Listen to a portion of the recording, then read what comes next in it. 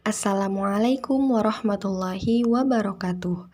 Halo semuanya, perkenalkan kami dari kelompok 4 yang beranggotakan pertama Muhammad Alfiandi Nur, kedua Nur Alvina, ketiga Raka Hanan Takimoj, yang keempat Yesia Riantari Putri, dan yang kelima Yustitia Azahra Januariani. Dalam video kali ini, kami akan membahas mengenai siklus hidrologi. Selamat menyaksikan.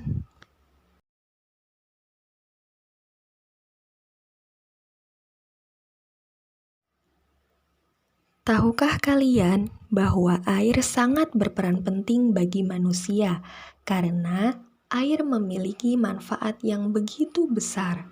Contohnya, air digunakan untuk minum, memasak, mencuci piring, mencuci pakaian, mandi, mengepel, dan masih banyak lagi. Air juga merupakan sumber daya alam yang dapat diperbaharui. Maka dari itu, kita tidak akan kehabisan air. Air yang selalu tersedia di bumi terjadi karena adanya siklus hidrologi. Apa itu siklus hidrologi? Apakah ada macam-macamnya? Adakah kaitannya dengan aktivitas manusia? Bagaimana prosesnya?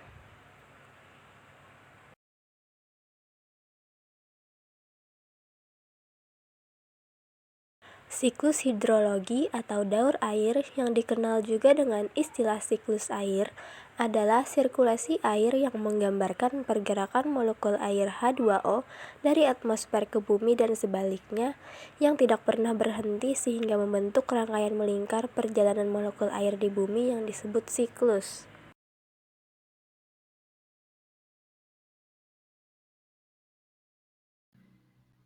Proses siklus hidrologi. Yang pertama, evaporasi atau penguapan seluruh air. Mula-mula air laut mengalami penguapan akibat dari adanya panas matahari dan proses ini disebut dengan evaporasi.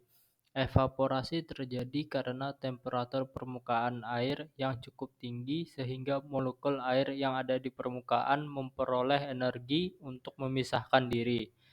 Yang kedua, transpirasi atau penguapan air di jaringan makhluk hidup. Selain air laut, air yang terkandung pada tumbuh-tumbuhan juga mengalami proses penguapan dan proses ini disebut dengan transpirasi. Transpirasi merupakan penguapan air dari permukaan tumbuhan, mengeluarkan uap H2O dan CO2 pada siang yang panas dan transpirasi berlangsung melalui pori-pori daun yang berhubungan dengan udara. Yang ketiga, evapotranspirasi. Saat proses penguapan atau evaporasi terjadi pada air laut dan tumbuh-tumbuhan dan berlangsung bersamaan, sehingga proses ini disebut dengan evapotranspirasi. 4. Kondensasi. Siklus hidrologi satu ini menampakkan perubahan wujud uap air menjadi titik-titik air di atmosfer sehingga membentuk awan. Proses ini terjadi karena pengaruh rendahnya suhu udara pada ketinggian atmosfer tertentu. 5. Adveksi. Pada siklus hidrologi ini, butiran air yang berbentuk awan bergerak secara horizontal dan berpindah dari satu tempat ke tempat lain. Hal tersebut juga dibantu karena pengaruh angin yang berhembus. 6. Sublimasi. Pada tahapan ini, sinar matahari akan membantu penguapan pada es tanpa melalui proses pencairan. Hal ini mengakibatkan es yang merupakan bentuk padat dari air menguap dan berubah menjadi awan. 7. Presipitasi. Kemudian awan berubah wujud dari uap air menjadi air hujan atau disebut dengan proses presipitasi. Presipitasi adalah proses turunnya air ke permukaan bumi dalam bentuk hujan. Apabila proses ini terjadi di daratan, maka awan akan menghasilkan air hujan. Dan apabila proses ini terjadi di dataran tinggi yang memiliki tekanan udara yang cukup rendah, maka awan akan menghasilkan salju atau es. Air yang diperoleh dari proses presipitasi tadi sebagian besar diserap oleh tanah dan sebagian besarnya lagi mengalir ke bagian permukaan tanah. 8. Infiltrasi.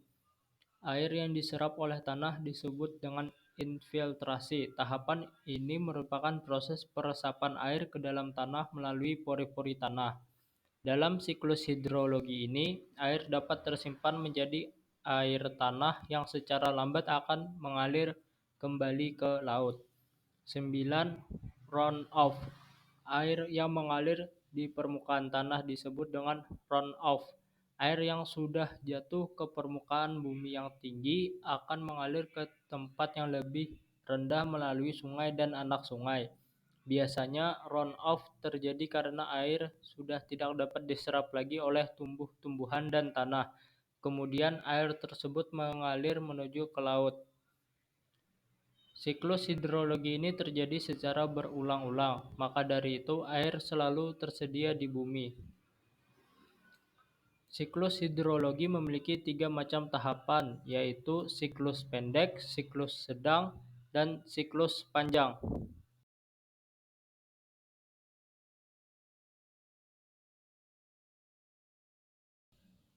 Siklus hidrologi pendek atau yang dikenal juga dengan siklus hidrologi kecil. Siklus hidrologi kecil ini merupakan siklus yang paling sederhana karena hanya melibatkan beberapa tahapan saja.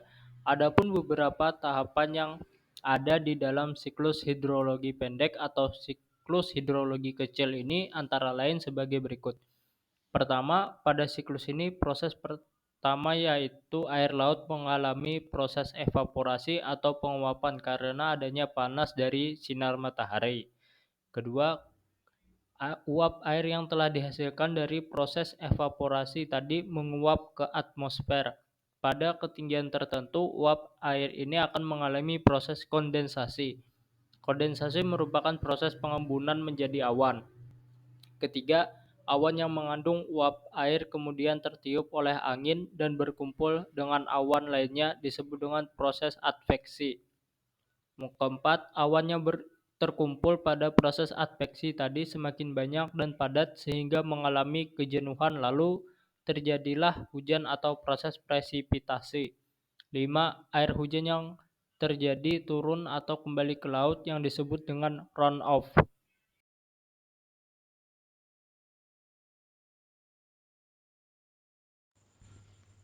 Siklus sedang tentunya memiliki proses yang sedikit lebih panjang daripada siklus hidrologi pendek. Adapun beberapa tahapan dari siklus hidrologi sedang ini antara lain sebagai berikut. Proses ini berawal dari menguapnya air laut akibat adanya panas dari sinar matahari yang disebut dengan evaporasi. Selain dari air laut, uap air juga diperoleh dari tumbuh-tumbuhan yang disebut dengan proses transpirasi. Perpaduan uap air dari evaporasi dan transpirasi disebut dengan evapotranspirasi. Lalu, uap air tadi menguap ke atmosfer. Pada ketinggian tertentu, uap air ini mengalami proses kondensasi. Kondensasi merupakan proses pengembunan menjadi awan. Kemudian, awan yang berisi uap air tertiup oleh angin menuju ke daratan dan berkumpul dengan awan lainnya yang disebut dengan proses adveksi. Saat awan terkumpul semakin banyak dan padat, memiliki suhu yang cukup rendah, maka awan mengalami presipitasi atau turunnya hujan. Air yang sudah turun ke permukaan bumi sebagian besar diserap oleh tanah dan sebagian besar lagi mengalir ke permukaan tanah melalui sungai dan anak sungai, sehingga air tersebut mengalir kembali menuju laut.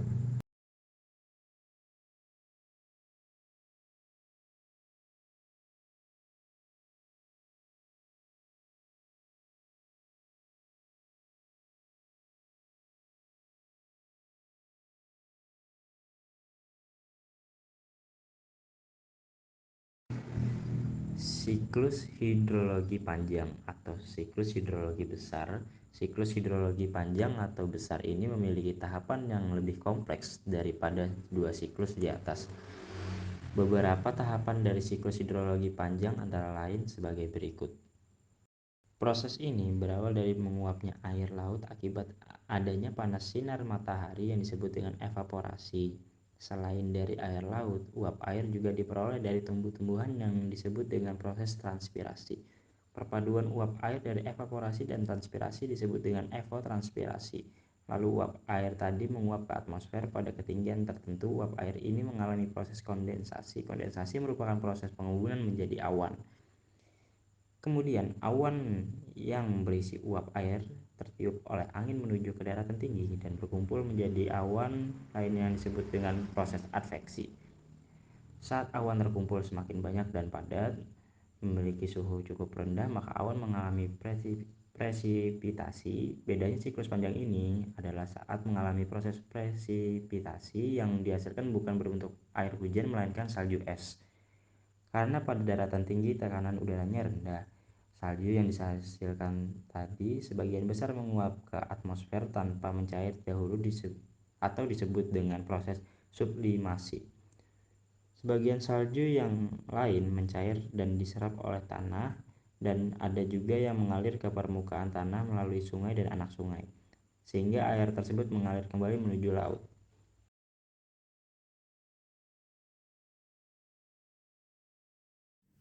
Tanpa sadar, ternyata ada aktivitas manusia yang dapat mengganggu berlangsungnya siklus air. Contohnya, kebakaran hutan, penebangan hutan secara liar, pencemaran udara, dan pencemaran air.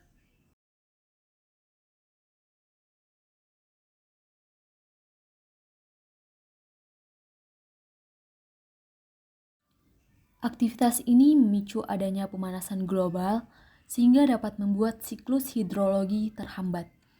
Beberapa hal yang dapat kita lakukan agar hal tersebut tidak terjadi. Yang pertama, mengurangi penggunaan kendaraan bermotor pribadi dengan menggunakan alat transportasi umum. Yang kedua, melakukan penanaman hutan kembali atau reboisasi. Yang ketiga, membuang sampah pada tempatnya.